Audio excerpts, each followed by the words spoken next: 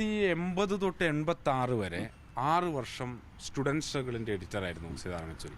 അന്നത്തെ ആ മാഗസിൻ കണ്ടു കഴിഞ്ഞാൽ ആ കാലഘട്ടത്തിൽ ഈ സാങ്കേതികപരമായിട്ടുള്ള എന്താ പറയുക ടെക്നോളജികളൊന്നും ഇല്ലാതിരുന്ന ഒരു കാലത്ത്, ഉപകരണങ്ങളൊന്നും ഇല്ലാതിരുന്ന സമയത്ത് അവരിറക്കിയിട്ടുള്ള മാഗസിൻ്റെ ഒരു ക്വാളിറ്റി കണ്ടു കഴിഞ്ഞാൽ അത് ഏത് മുൻനിര മാഗസിനോടും, അതായത് ഒരു പ്രൊഫഷണൽ മാഗസിനോട് കിടപിടിക്കാൻ വേണ്ടി പറ്റുന്ന ഉള്ളടക്കം, അതിൻ്റെ ഈ പറയുന്ന പോലെ ഡിസൈനിങ്, അതിൽ ആളുകൾ പങ്കെടുക്കും ഒക്കെ നമുക്ക് അന്നത്തെ കാലത്തെ ഒരു വിദ്യാർത്ഥി പ്രസ്ഥാനത്തിൻ്റെ നേതൃത്വത്തിൻ്റെ ഒരു ദിഷണ ശേഷി, സംഘടനാ മികവ് ഒക്കെ നമുക്ക് കാണാൻ വേണ്ടിയിട്ട് പറ്റും.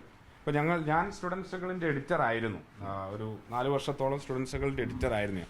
അപ്പോഴെല്ലാം ആഗ്രഹിച്ചത് സീതാറാം യെച്ചൂരി ആയിരുന്നു നമ്മുടെ ഒരു മാതൃക, ഒരു മാഗസിൻ. ഇത് അദ്ദേഹത്തിന്റെ കാലത്തെ ഒരു പൈതൃകം നിലനിർത്തും. അതെ, ഇത് 1985 SFIയുടെ കേന്ദ്ര കമ്മിറ്റി ഭോപ്പാൽ ദുരന്തം നടന്ന സമയത്ത്, അതെ, ഭോപ്പാൽ ദുരന്തത്തിന്റെ സമയത്തുള്ള സ്റ്റുഡൻസുകളുടെ കോപ്പിയാണിത്. 84 ചീഫ് എഡിറ്റർ സീതാറാം യെച്ചൂരിയാണ്. അതിപ്പോ നേപ്പാൾ ദേവ് ഭട്ടാചാര്യയും സൈഫുദ്ദീൻ ചൗധരിയും ഒക്കെ അന്ന് എഡിറ്റോറിയൽ ബോർഡിന്റെ അംഗമായിരുന്നു, അശോക് ധവളെ ഒക്കെ.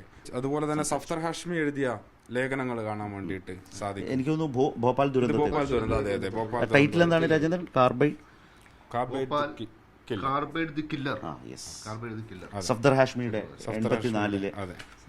അതിനുശേഷമാണ് അന്ന് എനിക്കറിയാം ഇതിന്റെ യഥാർത്ഥ ആർനാൻഡേഴ്സ് അടക്കമുള്ള ഇതിന്റെ യഥാർത്ഥ ഉത്തരവാദികളെ രക്ഷപ്പെടുത്താനായി അന്ന് കോൺഗ്രസ് സർക്കാരുകൾ വലിയ ശ്രമം നടത്തിയപ്പോൾ അതിനെതിരെ സീതാറാം യെച്ചൂരിയുടെ നേതൃത്വത്തിലാണ് ശക്തമായ പ്രക്ഷോഭം നടന്നത്.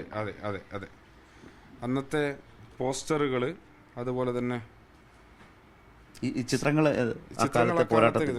ബേബിയുടെ ചിത്രമാണ്.